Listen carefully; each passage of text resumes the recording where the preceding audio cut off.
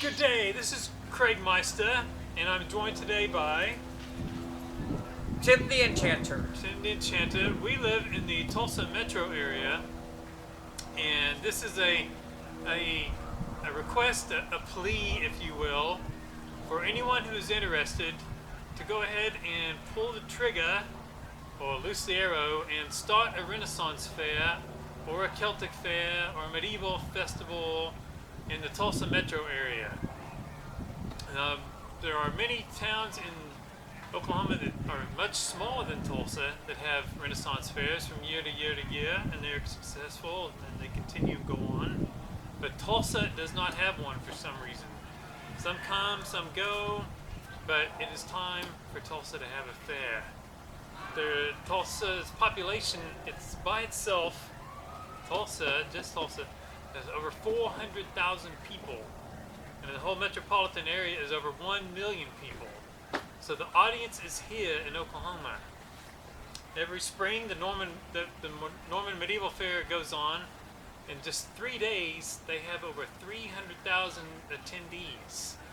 Many of those people who live near Norman and Oklahoma City would surely come to Tulsa if the fairs were not on the date that another nearby fair is going on.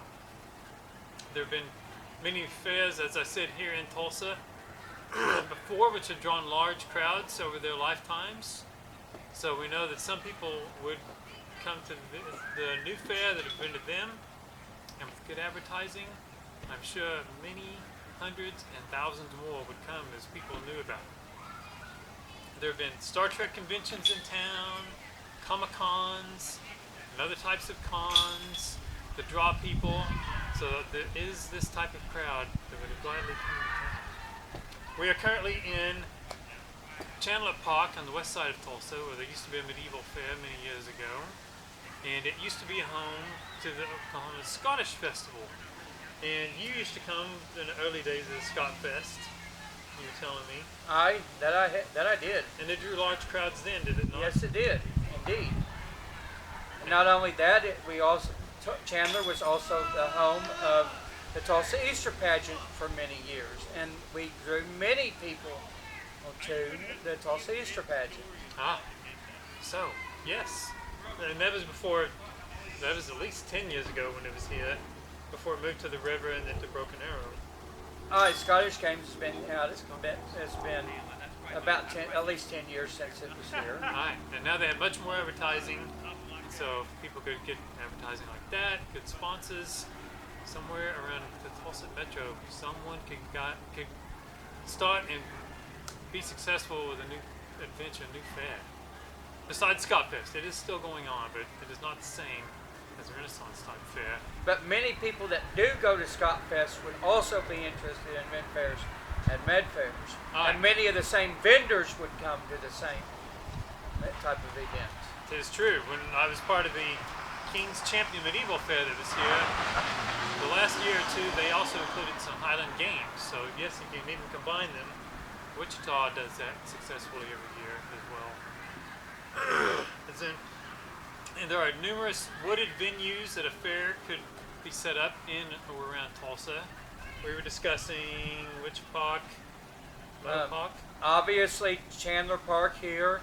Mohawk Park would be a good place to have one if you could get permission from the city.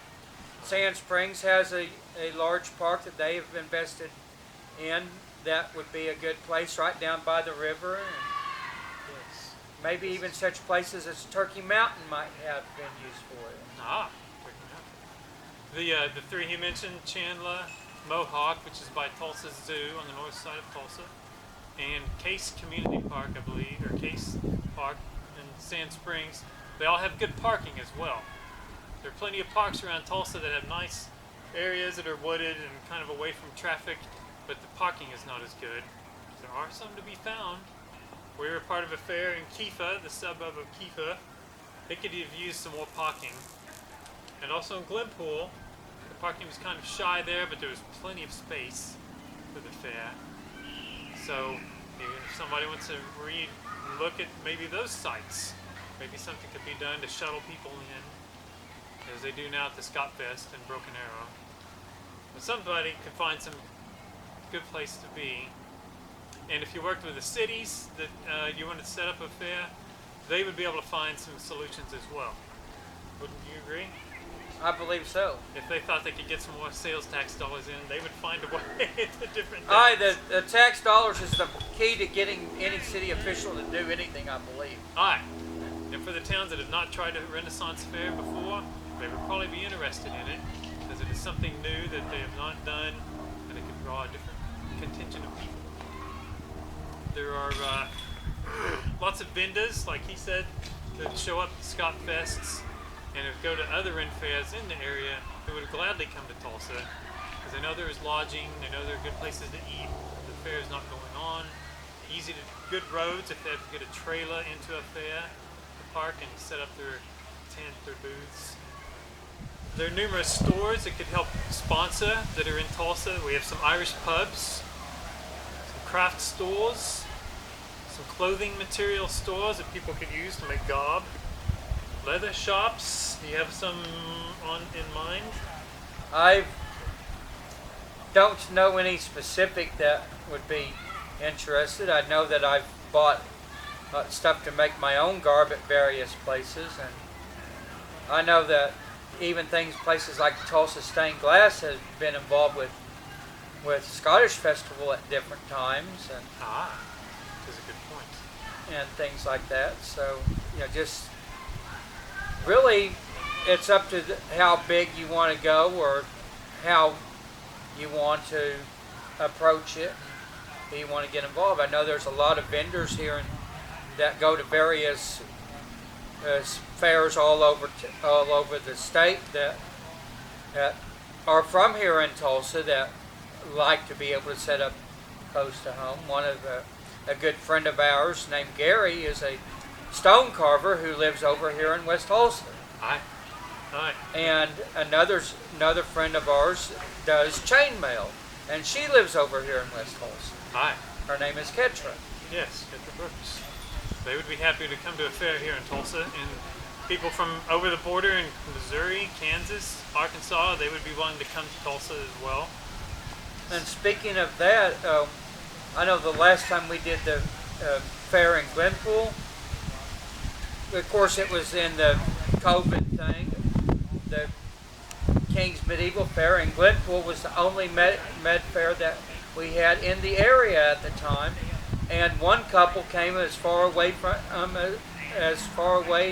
as Springfield, Missouri, because it was the only fair they had available. Aye. And people will come from over that are interested in them if advertising is right and they know about it, which Craig Meister runs a site to help with advertisement, can get the word out on. It's true. I have a list that shows all the fairs across the United States and Canada, and I update it every month. And I will help advertise your fair. If you need people to be on a board or volunteers, you can contact Craig or myself, and we'd be interested in pitching in and spreading the word, participating, setting up a booth, or sometimes he likes to entertain people.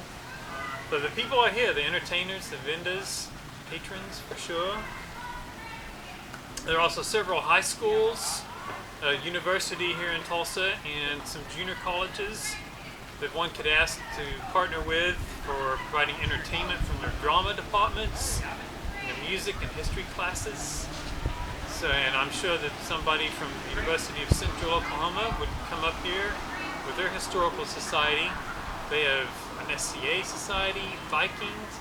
They have trebuchet. If you're in the right place, they could shoot their trebuchet, which is an amazing sight that draws lots and lots of people. And they could set up a little camp even from that far. But you can also go local. Keep it small, keep it cheap for the first few years, and then as it grows, you can expand.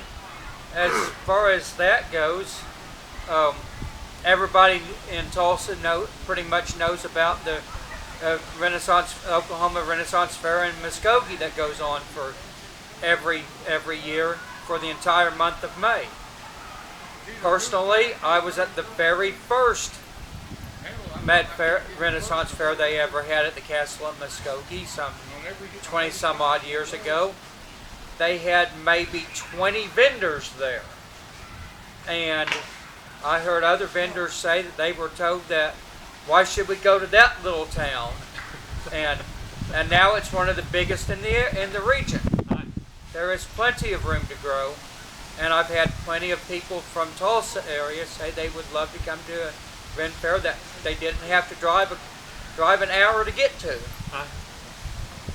It's true. The closer it is for a bigger population, the better.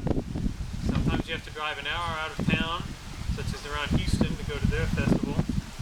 Or Kansas City, it's about a half an hour from downtown or more.